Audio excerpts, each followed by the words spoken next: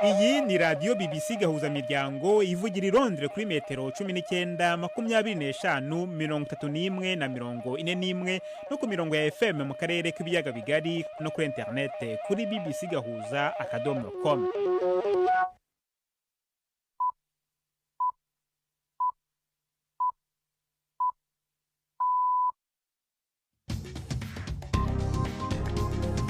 Ubu ni saa 10:30 ku isaha mpuzamahanga ya GMT, ni saa 12:30 ku isaha yo mu Rwanda no mu Burundi. Muri studio muri kumwe na Jacques Niyitegeka. Izi ni ingingo z'ingenzi zigize aya makuru. Amerika n'Uburusiya bemeye gutera imbere byihuse mu mishyikirano igamije guhagarika intambara Uburusiya bwashoje kuri Ukraine. Mu Rwanda hakomeje urubanza rwa Mico Myiza Jean Paul ukurikiranyweho ibyaha bya jenoside. Igisirikare cya Israeli cyavuye mu mirenge mu majyepfo ya Libani, ariko kivuga ko kirekerayo ingabo ku birindiro bitanu biri ku misozi mu majyaruguru y'umupaka kugeza igihe kitazwi. Tubafitiye n'ikinamico urunana muri mwese, ikaze muri amakuru yo kuri wa kabiri. Turi ku itariki ya 18 z'ukwezi kwa kabiri.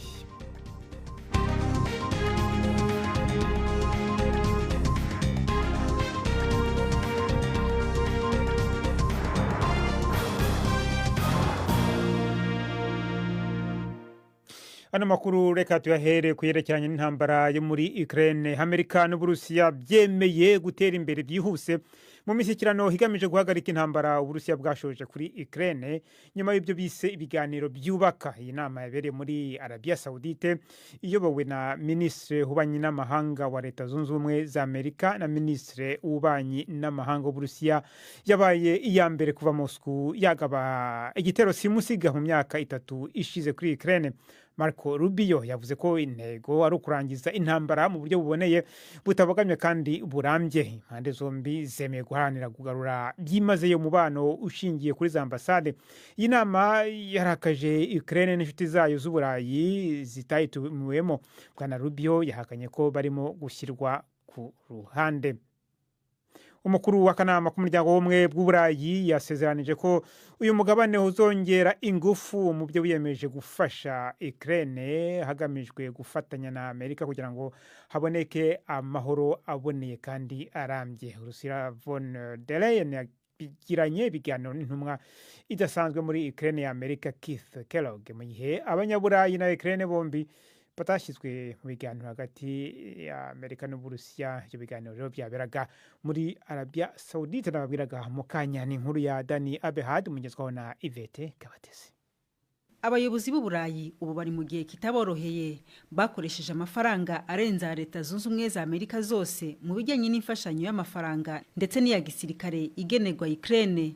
Ariko Amerika isanzwe ifite imbaraga mu bya gisirikare. Gufata inshingano zirushijeho mu kurinda umugabane wabo n'umugambi mushya Uburayi buhugiyeho. Umuryango w'Uburayi wemeza ko igiye kwihutisha ibijyanye no koroshya amategeko yerekeye imyenda kugira ngo byorohe kongera ingengo y'imari ya gisirikare. Kuzamura amafaranga n'ubushobozi nk'ubwo bizatwara igihe. Cyakora Uburayi bwizera ko ingamba zihamye muri izo nzira bizatiza imbaraga zo kwemeza Leta Zunze Ubumwe za Amerika ngo zibemerere kugira uruhare mu biganiro kuri Ukraine. Uburusiya bushobora kuzabyanga, ariko abayobozi b'Uburayi bashimangira ko ibiganiro ari ingenzi, haba ku mutekano wa Ukraine ndetse n'uwo mugabane wose muri rusange. Inkuru ya Dani Abehad. Dukomeze ku makuru y'akarere k'ibiyaga bigari. Ishami rya ONU rishinzwe uburenganzira bwa muntu ku isi riravuga ko inyeshyamba zo mu mutwe wa M23 bivuga ko zishyigikiwe n'u Rwanda zishe mu buryo bunyuranije n'amategeko abana ubwo zinjiraga i Bukavu, burasirazuba bwa Repubulika ya Demokarasi ya Kongo mu cyumweru gishize. Umuvugizi w'iryo shami yatanze impuruza ko umutekano ugenda urushaho kuba mubi mu gihe hari amakuru y'ihohoterwa rishingiye ku gitsina ndetse no kwinjiza abantu mu gisirikare ku gahato. Abanyamakuru n'impirimbanyi nabo barabangamiwe, ngo barashaka gukingirwa ibikorwa byo kwihorera bya M23. Uyu mutwe witwaje intwaro wafashe uduce twinshi mu burasirazuba bwa Repubulika ya Demokarasi ya Kongo, harimo n'umujyi wa Goma mu ntara ya Kivu y'Amajyaruguru wafashwe mu mpera z'ukwezi kwa mbere. Ibiro ntaramakuru biyobowe n'ubucamanza bwa Irani aho ni ku mugabane wa Aziya biratangaza ko umugabo n'umugore b'Abongereza bafungiye muri Irani bashinjwe icyaha cy'ubutasi. Craig na Lindsey Foreman batawe muri yombi mu kwezi kwa mbere ubwo barimo kwitegura kwambuka umupaka bava muri Iran berekeza muri Pakistani, ariko amakuru y'ifungwa ryabo yamenyekanye mu cyumweru gishize. Ni inkuru ya Azadeh Moshiri mugezweho na Fene Gakwaya. Kugeza ubu imiryango yabo yari itazi icyo Lindsey na Craig Foreman baregwa. Umuvugizi w'ubucamanza muri Iran yavuze yuko abo bantu binjiye mu gihugu biyita abakerarugendo, ariko bikavugwa ko ngo baje gukusanya amakuru agenewe inzego z'ubutasi zo mu bihugu byo mu Burayi. Imiryango yabo ivuga yuko bari bagize urugendo rurerure rwo gutembera hirya no hino ku isi bakoresheje amapikipiki yabo. Lindsey Foreman afasha abantu mu byo kubungabunga ubuzima, akaba yaranavuze yuko ari gukora ubushakashatsi ku kuntu umuntu yabaho ubuzima bwiza. Yananditse ku mbuga nkoranyambaga yuko bazi neza ingaruka zo kunyura mu gihugu cya Iran mu rugendo rwabo. Muri iki gihe ibiro by'ubushikiranganje bw'imibano n'amahanga by'Ubwongereza bigira inama abenegihugu b'Ubwongereza kudakora ingendo muri Iran. Abantu babarirwa mu mirongo b'abanyamahanga n'abafite ubwenegihugu bubiri batawe muri yombi, kandi ibirego babarega bikaba bidasobanutse neza, gusa bikaba bifitanye isano n'umutekano. Mukomeje kumva BBC gahuza miryango, muradukurikira kandi kuri Kisoro FM mu majyepfo ya Uganda. Tugeze ku saa 10:36 ku masaha ya hano i Londres, ku masaha yo mu Rwanda no mu Burundi no mu Burasirazuba bwa Kongo ni saa 12:36 n'amasegonda 15. Samirana radio yacu dukunda. Ibiganiro vya BBC kuri radio Isanganiro mu Burundi ni ku murongo wa FM 89.7. BBC gahuza miryango. Tunyarukire muri Sudani. Umuryango w'abibumbye wihanangirije ko kudahana byashinze imizi muri Sudani biri mu gutuma hiyongera ibikorwa byo kubangamira uburenganzira bwa muntu muri icyo gihugu. Umukuru w'ishami rya ONU rishinzwe uburenganzira bwa muntu ku isi Volker Turk avuga ko impande zirwana zikomeje kwibasira abaturage hirengagijwe amategeko mpuzamahanga. Aya magambo yavuze mu gihe hari amakuru avuga ko hagabwe igitero cy'iminsi 3 mu majyepfo ya Khartoum, aho bivuga ko inyeshyamba za RSF zahitanye abantu barenga 200. Ingabo za Sudani zo zirwana n'uyu mutwe wa RSF zivuga ko umubare wabishwe uri hejuru cyane.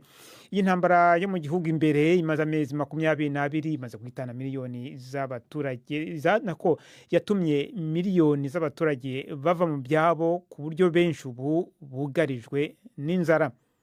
Dusubire mu karere k'ibyaga bigari tujye mu Rwanda, aho urubanza rwa Mico Myiza Jean Paul rukurikiranyweho ibyaha bya jenoside rukomeje mu rugereko rwihariye rukurikirana ibyaha byambukiranya imipaka mu mujyi wa Nyanza. Abatanze ubuhamya bose bashinja Mico Myiza kugira uruhare mu kwica abatutsi mu mujyi wa Butare. Mico Myiza yoherejwe mu Rwanda n'igihugu cya Sweden mu mwaka wa 2022 ngo akurikiranyweho ku byaha bya jenoside. Ibyaha we aburana ahakana. Umunyamakuru wa BBC Yves Bucyana yakurikiranye urwo rubanza adutegurira inkuru ikurikira. Umutangabuhamya kuri uyu wa kabiri yashinje Mico Myiza ko mu gihe cya jenoside yari afite imbunda kandi yambaraga ishati ya gisirikare, ariko ko iyo mbunda yayimaranye igihe gito kuko umujyi wa Butare utatinze gufatwa n'ingabo zari za FPR.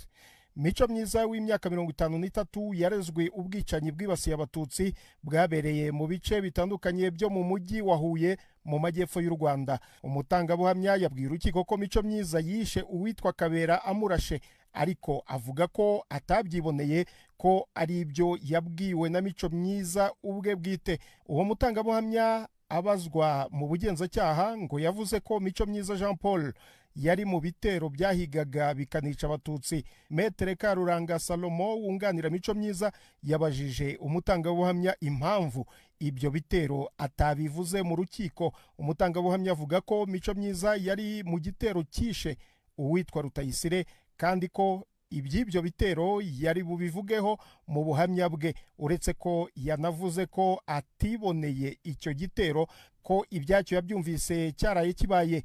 Mico Myiza yabajije umutangabuhamya ati mu bugenzacyaha wavuze ko nari mfite imbunda nahawe n'abasirikare, none mu rukiko wavuze ko nayihawe n'uwari konseye, ubwo nari mfite imbunda ebyiri.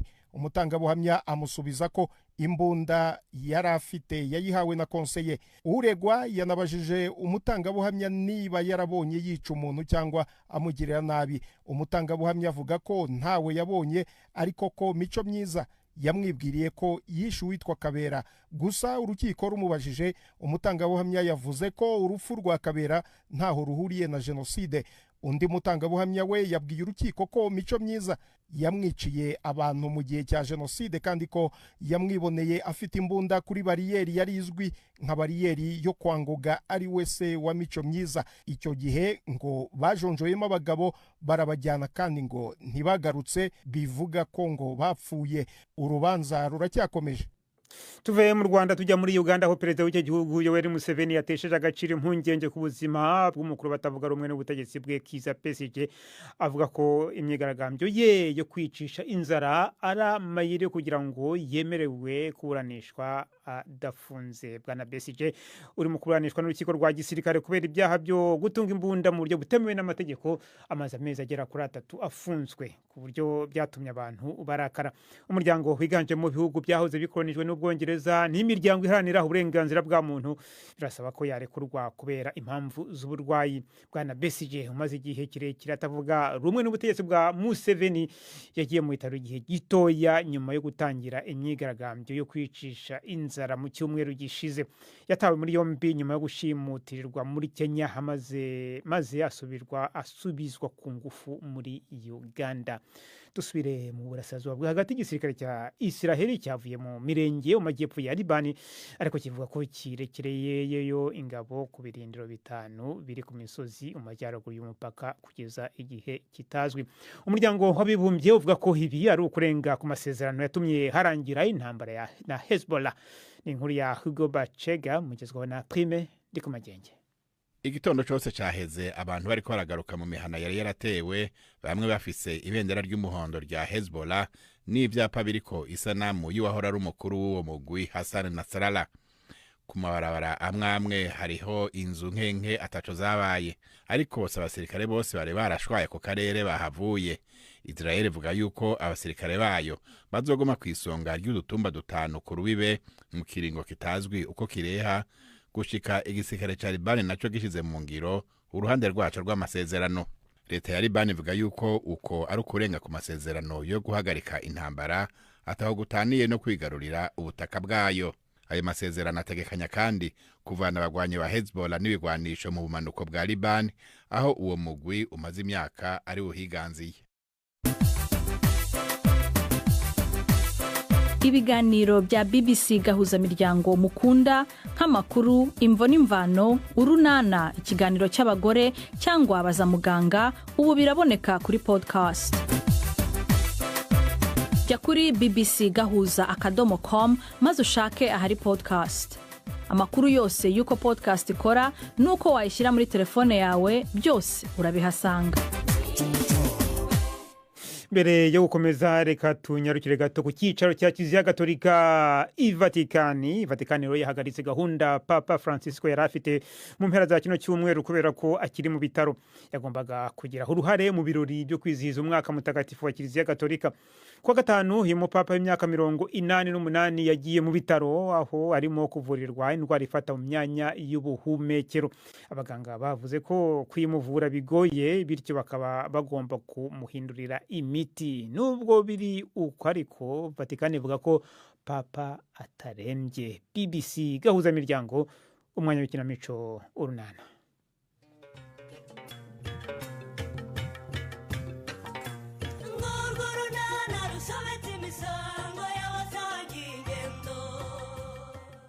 Sori ntabwo afite yari amakuru ashyushye.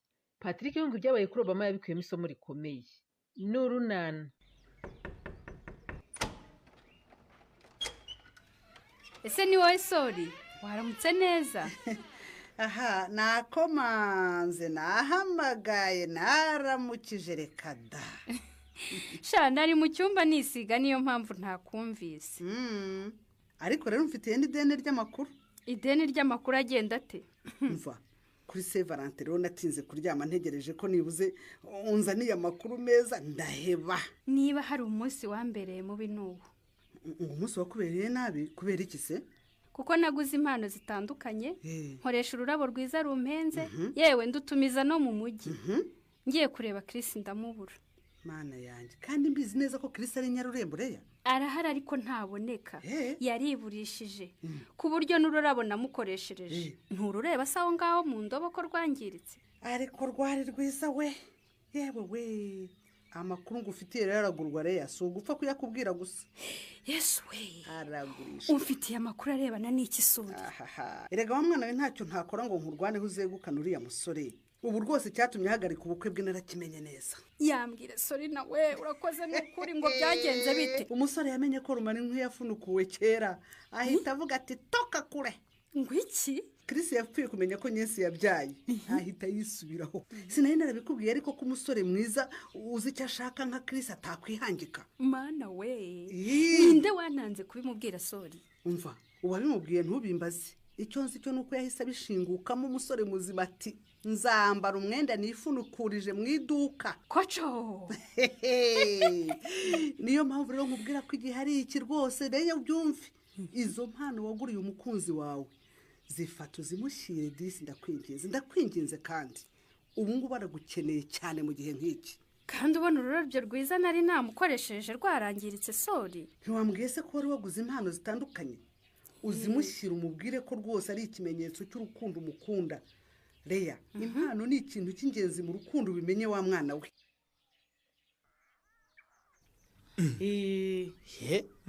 uje kurega ndetse kandi noneho Nadi wagize ikihe kibazo mu mudugudu? Yewe ntabanje kurega da, urebye ni nama nje kubagisha. Ndakumva Nadi. Mu by'ukuri murabona ko ngeze mu zabukuru pe, runashaje neza. Zabukuru guteze kandi Nadi? Indi maze kuba nkuru nyine urabona ko haburi igihe gito ngo mbyare. Ariko imvugo zubuye kare kose se mbwira kuri hafi kubyara ntuvuge ko ugeze mu zabukuru boshye ufite imyaka 65. Narenze kwita ubyumva nyine kuko abantu benshi babivuga gutyo. Wa mugani wawe urakorewe rwose no kwitegura. Niko baganga bambwiye ngomba kwitegura kubyara rufo. Nibyo rwose. Muri twa duke tw'ingoboka rero uhabwa nk'umugore utwite wo mu muryango ukennye. N'utwo ukura mu bucuruzi bw'amandazi uzagerageze kwitegura. Nibyo ko maga inkunga y'ingoboka kandi nagerageje kwikoresha neza. Nkabona indyo yuzuye, nkita ku isuku, yewe nanakuyemo igishoro kugira ngo nyine nkore ayo mandazi umbwira. Ariko ubushobozi bwanjye bwabaye buke cyane cyane rwose. Kandi icumbi mwanshakiye igihe cyaryo kiri hafi kurangira. Haryo ubu n'amezi ari hafi kurangira rufo. None se muyobozi ndabatakambiye rwose ngo munsabire banyongera andi mezi 3. Ngo muyobo ayo mezi 3 bayanyongeye byamfasha cyane pe, kuko nagerageza gukomeza gucunga neza ingoboka mpawe nkitaho n'umwana wanjye, hanyuma yazanashira rwose mbonye uko nikodeshereza. Sibyo muyobo? Nadine sunda gusubiza iki koko ko atari nge ufata umwanzuro?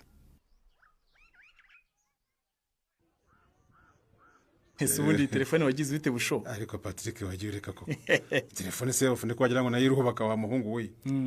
Owe nk'umutekinisiye shakisha impamvu idafata umurongo naho ibindi byihorere. Cyakora niyo umufundi koko. Aho nyine yikore. Mbega ivumbi ririmo. Rebe kuntu yakomaguritse wagira ngo bwira yituye hasi inshuro tabara. Ahubwo se busho. Ndakumva. Ko ntibutse kuko baza Obama mere wati. Obama se aragenda yoroherwa. Ariko nyine urabyumva nawe umuga nyine arabufite. Hano no kwihangana kabisa.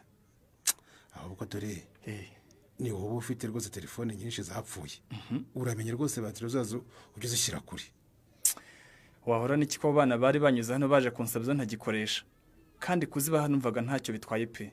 Icyangombwa rero nuko tumenya ko bimwe mu bikoresho by'ikoranabuhanga tutunze bibitse uburozi n'ubukomeye bishobora kutugirira nabi. Cyane rwose busho. Mukomere Patrick we. Ruremi. Rega nange ndahari. Komera nawe bushombe we. Komera. Wiri neza. Ko se Ruremi. Karame. Ibyo ni ibiki? Ibi ngibi se. N'amashashi n'amacupa. Amacupa ya plastique akoreshwa ishuri gusa n'ibindi bikoresho bitabora bataye anga rwose ku muhanda. None se Ruremi. Karame. Urabitoragura kabijyana hehe? Simbona sahano ufitemo ibyutamo imyanda itabora. Reka mbivange n'ibingibi byawe uzabijyana hano ujyana yarara. Murambonera uyu mugabo di nta soni urakusanya imyanda inyanyagiye hirya no hino ukaza kwitaho nkorera. Nta soni.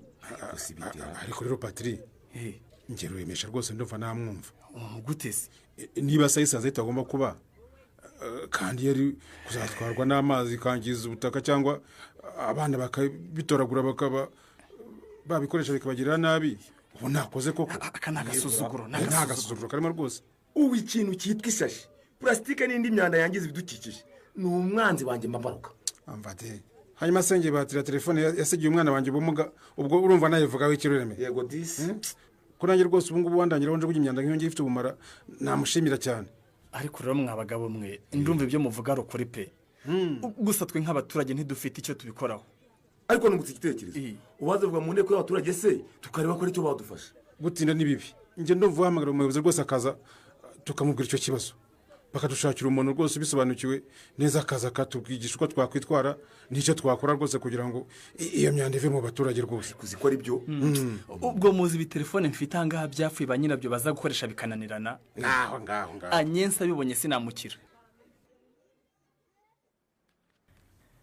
nta kibazo rega muyobozi nayibonye rwose ko nasanze muri mu nama ni ngombwa ko ngusaba imbabazi kuko nagutindije cyane arufo kandi rero ndanagushimira cyane njyewe se ko nakoze iki muyobo yewe uri mu bayobozi b'imidugudu bitanga cyane ugatangira nk'amakuru ku gihe umudugudu wa Nyarurembo mba nizeye ko rwose umeze neza nko mu bikorwa by'isuku mitiwere kugenzura ko inkunga y'ingoboka ihabwa abaturage bo mu miryango ikennye ikoreshwa neza ibintu nk'ibyo rwose mukomerezaho ahubwo rwose wagira ngo wamenye icyanzanye ntarakivuga giti nibyo se rufo cyane rwose unzanye hano n'umwe mu baturage banjye uri mu bahabwa inkunga y'ingoboka ihabwa abagore batwite n'abafite abana batarengeje imyaka 2 bo mu miryango ikennye ntumbwire ko yayikoresheje nabi none umwana we akaba ari mu mujyanama w'ubuzima amaze kuvuga bafite ibimenyetso by'igwingira rufo oya uwo muturage rwose namutangira ubuhamya ko akoresha inkunga ahabwa neza yitwa Nadine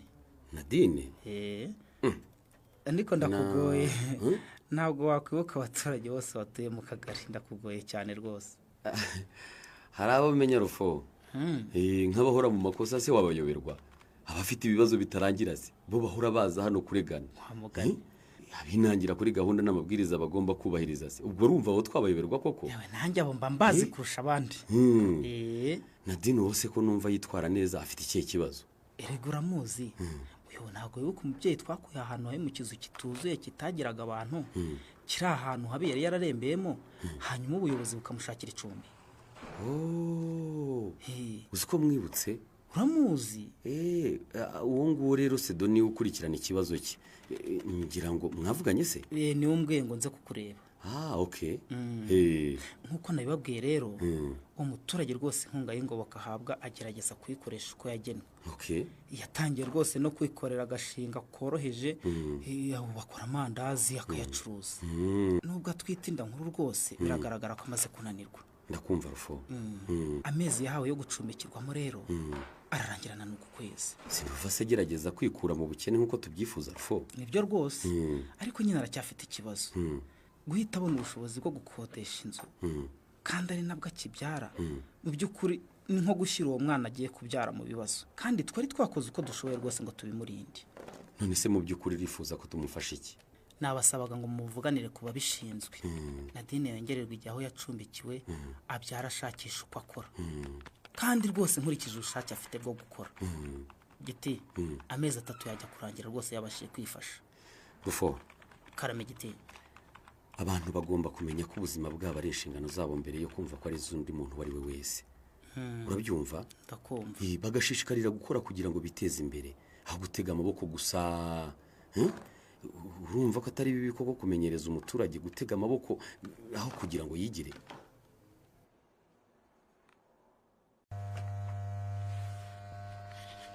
ese ntubona ko umaze gutunganya tondezi ngo nkogoshe mujyana kudakora mu gitambaro sinza nkwana no kuyogoshesha Patri n'ukuntu watumye ntakinga ngo nitahire nkwana n'ikibazo cya Nadine ikibazo cya Nadine kigenda gitese cyo kumutererana uzi neza ko wagutwitiye umwana Patri yaregura biseka ubwo se uraseka iki naseka se kubibisekwa nk'ibyiza rya mugire ntimujyana ubu muri uyu mugoroba unaniye kwita ku rugo rwawe ufata inzira uje kuri Patrick akorera uzanwe no kumubaza ibyinda ya Nadine ni inshingano zanjye nk'umujyanama w'ubuzima Patri kukubwira ko udakwiye gutera inda ngo urererwe na leta kandi wifashije ko wari ubizi neza ko udashaka gutera inda kuki utakoresheje agakingirizo? ariko umujyanama nawe wagira ngo nturi umuntu mukuru rwose ukubiza umuntu yakwirinda umuntu babana kangahe koko. None se ufite imyaka ingahe Patiri?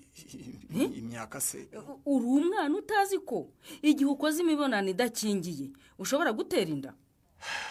Va muri ayo ufashe Nadine kuko urabiza gutwita uyu mwana akaba adafite epfo na ruguru. Ujya no kumucumbikira byatewe nuko atarafite aho ajya. Nonsiya rwose woka muri saro ukuri kuragukorogoshoye rero. uvuze amagambo menshi none genda nigende rwose. Patiri n'iki ariko urakina n'ibyo utazi. Tekereza Nadine aramutse abyariye mu buzima bubi umwana wawe agapfa imfura yawe ikabura ubuzima azize imibereho mibi ubwo ariko rero wa mubyeyi none ndumva uzanyemo ibyiterabwoba. Nawe se burya urabugira ubugira ntiwatererana amaraso yawe Patiri kuko uriya mwana nabura ubuzima azize kutitabwaho igihango cy'isano y'amaraso nikitaguhitana uzangaye. Si ngaho nibereye.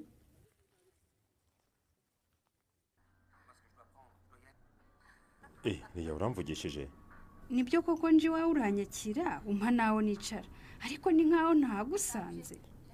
Ni nkaho utahansanze gute se kandi turi kumwe Leya? Ubu se maze umwanya ungana iki hano wirebera televiziyo ukina na telekomande uhindagura amashene ibaze kweri. Oh, so sorry. I'm sorry. Hari ikiganiro nkunze gukurikira aya masaha nagira ngo ndebe ko kitarangiye. None si ibintu byo kunyihunza naguhamagara ntiwitabe nakohereza ubutumwa bugufi ntubusubize na WhatsApp messages zanjye ntuzisome koko ubwo kuko uba wumva unkorera ibikikiri. Nukubera ko muri iyi minsi mfite akazi kenshi tu. Ku buryo kuri Saint Valentin nkwandikira ko ndi bugusure ntunsubize bigatuma nikora nkaza ngasanga rudadiye koko kiri. Waraje? Naraje nyine. Nagutumirije indabyo nziza ziroza zihumura neza uziko zangiritse nzireba agahinda kakanyica. Pardon ukuri kose sinarinzi kuzanzanira impano. Wari kubibwirwa n'iki se utanasomye ubutumwa nakwandikiye cyangwa ngo unanyitabe byibura? Ariko nakubwiye ngo bimbabarire. Nta kibazo kiri gusa nyine impano zindi nari nakuguriye zitangire kazo nari nkizibitse pe. Akira impano ivuye ku mutima wanjye kiri. Okay, Leya. Wakoze cyane. Kandi nukuri warakoze kunzirikana.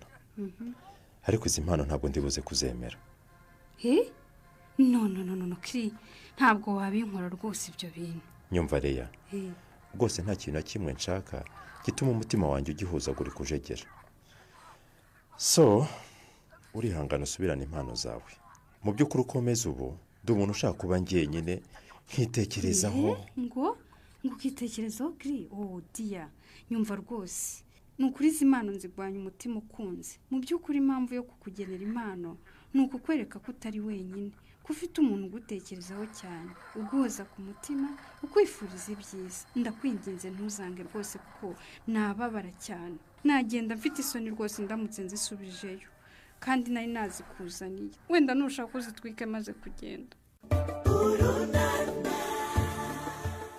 Kristo atewe n'iki kwanga impano zareye? Leya se wagiye gukora iki nyuma y'ibi bimubayeho? Ntuzacikwe n'ikiganiro runana cy'ubutaha.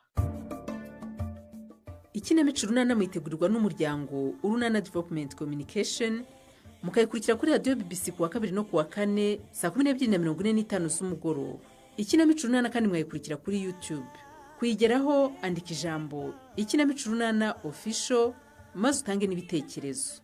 Uramutse ufite ikibazo cyangwa igitekerezo kandi wifuza kutugezaho watwohereza ubutumwa bugufi bwanditse kuri telefone igendanwa 0783 18 10 64. Mushobora kandi kunyuza ubutumwa kuri page yacu ya Facebook. Kuyigeraho no kwandika ijambo Urunana. Dusubikiye ikiganiro runana cy'uyu munsi naho butaha. Barakoze bagenzi bacu mu kinamico Urunana nibo rero bashoje amakuru yacu kuri wa kabiri ariko mbere yo kubasezeraho nababwira ko inkuru ikiri kwisonga mu makuru avugwa hano kuri BBC aruko Amerika n'Uburusiya bemeye gutera imbere byihuse mu mishyikirano igamije guhagarika intambara Uburusiya bwashoje kuri Ukraine nyuma y'ibyo bisi biganiro byubaka beraga mu gihugu cya Arabia Saudite ibiganiro Uburayi ndetse na Ukraine bitari byatumiwemo. N'amakuru yarahagariwe na Marco Niyonkuru mwakoze cyane wita mu BBC gahuza imiryango andi makuru yacu mutumvise kuri radio harakomeje ku rubuga rwacu rwa internet bbc gahuza.com.